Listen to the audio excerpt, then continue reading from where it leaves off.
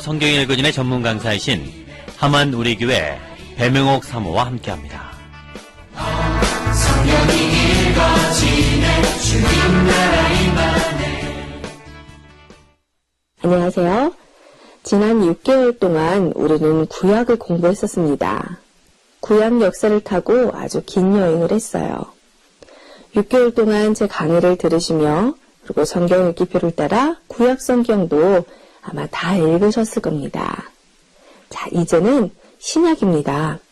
오늘부터는 신약 공부예요. 성경이 읽어지네 이 신약 강의로 예수님과 사도들을 만나며 구약과 또 다른 은혜의 여행이 될 것입니다. 자, 새롭게 시작하는 마음으로 6개월간의 신약 여행을 출발하겠습니다. 그런데요. 신약 성경 안으로 곧장 들어갈 수는 없습니다.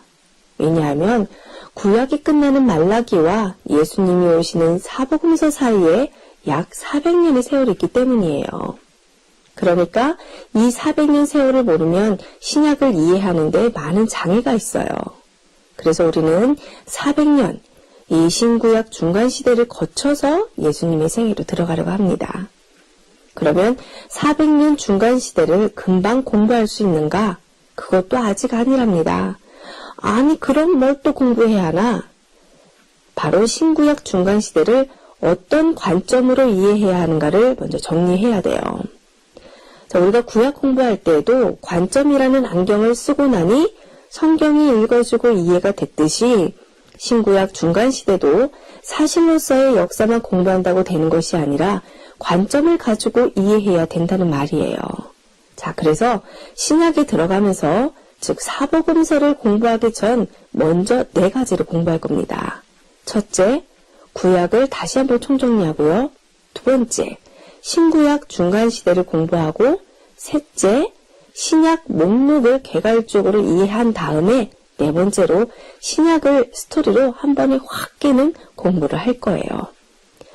오늘은 이 중 첫 번째 공부로 구약을 다시 한번 총정리해서 앞으로 공부할 신구약 중간시대에 연결할 겁니다. 이미 우리는 구약을 공부했기 때문에 귀에 쏙쏙 들어올 거예요. 식은 죽 먹기겠죠?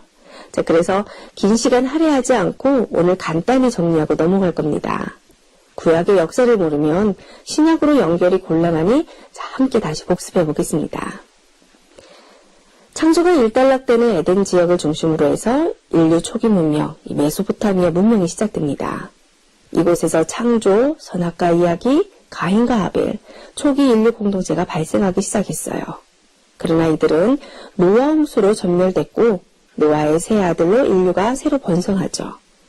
그러나 바벨탑 사건으로 흩으시는 기록으로 인류 일반 역사는 11장에서 마무리됩니다. 하나님은 창세기 12장에서 갈대아 우르에 살고 있던 아브라함을 부르심으로 하나님의 나라를 시작하셨어요. 아브라함은 이삭을 낳고 이삭은 야곱을 낳고 야곱은 12아들을 낳았습니다. 그리고 그 12아들이 70명의 식구가 되어 애굽으로 들어가는 것으로 창세기가 끝났어요. 자, 그리고 아브라함 족장시대 때 다른 동네에 욥이 살고 있는 거 아시죠? 자, 그리고 그 후 400년이 경과합니다. 출애굽기에 와보니 70명이었던 아브라함의 후손들이 250만 명으로 인구가 증가했어요. 그런데 문제는 이들이 애굽의 노예로 전락되어 있었습니다. 바로 이 상황에서 모세가 소명받고 10가지 재앙 통해 히브리 민족을 구해 출애굽합니다. 홍해를 건너 시내산에 도착하여 약 1년을 머물게 되는데요. 이곳에서 하나님과 언약식하고 하나님이 거하실 성막을 만들게 됩니다. 그리고 국법을 받고 이 율법들을 기록하는데 바로 레위기였어요. 자, 민수기를 열면 아직 시내산입니다. 성막이 완성되자 유월절을 지키고 민족이 대이동을 위해 방위병, 즉 병력을 시스템화하기 위해서 인구조사를 시행했어요.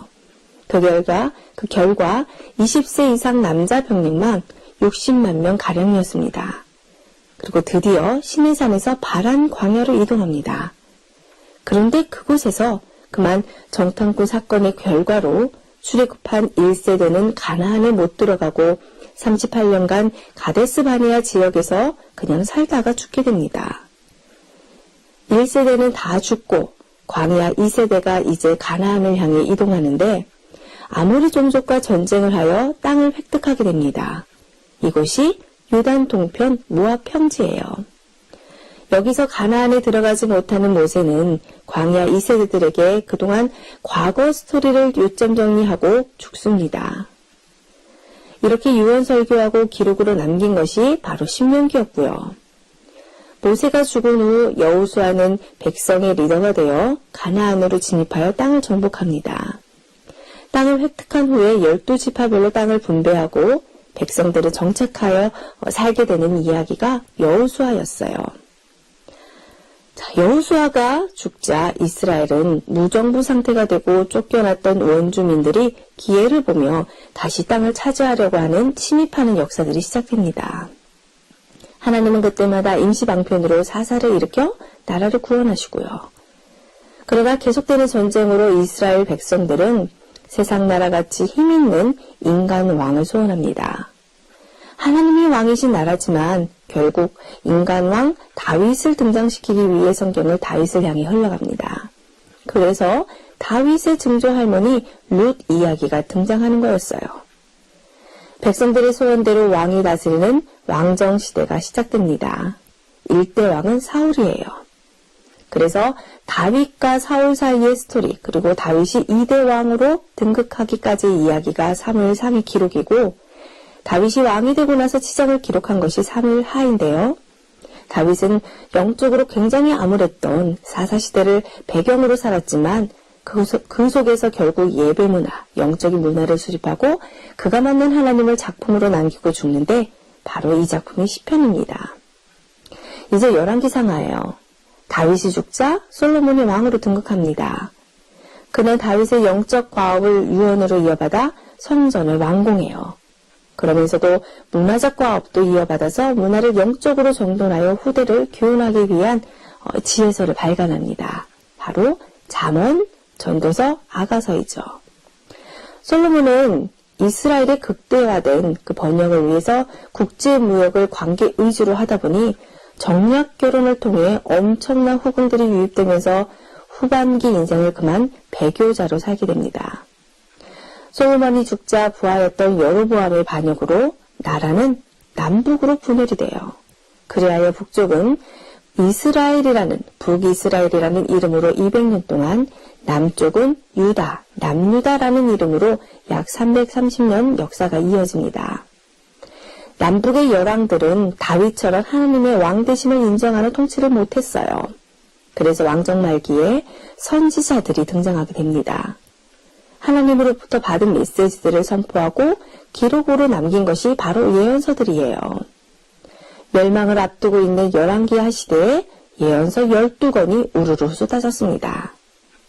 결국 예언대로 북이스라엘은 아수르의 BC 721년에 망하고 그 후 140년쯤 가다가 남방유다도 바벨론에게 BC 587년에 망했습니다. 근데 남유다는 단번에 망한 것이 아니라 바벨론의 3번의 침공으로 단계적으로 쇠퇴하며 망했는데요. 침공 때마다 포로들이 바벨론으로 끌려갔습니다. 포로로 끌려가지 않고 남아있는 본국 백성들에게 이때 예레미야 선지자가 이제 바벨론에 의해 완전히 망할 것이다. 본국에서 백성들이 뽑혀 바벨론으로 끌려갈 것이다. 그러나 이것은 잠깐 벌받는 것뿐이다. 70년이 지나면 다시 돌아올 것이다. 라고 예언했어요. 한편 바벨론에서 포로로 잡혀가 있는 다니엘과 에스겔이 왕궁과 백성들 가운데서 선지자로 활동하는데요. 예레미야와 똑같은 얘기를 합니다. 즉 심판하시나 구원하신다예요. 예레미야의 예언대로 포로로 잡혀간 지 70년 만에 페르시아가 바벨론을 정복하면서 새 식민 정책으로 포로들이 귀환하게 됩니다. 이들은 귀환하자 무너진 성전의 재건을 시작했어요. 그런데 사마리아 사람들의 방해로 중단되고 말죠.